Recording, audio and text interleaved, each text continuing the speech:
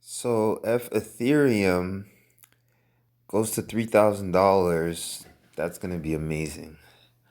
But when I look at this chart over here, I'm looking at these targets. These targets are important to me. Somewhere around here, $2,550 is a downside target, and 2,600 and $656 is another upside target. And believe it or not, all the way down here is also a downside target that potentially could be hit. Not necessarily right now, but it would make this formation look something like this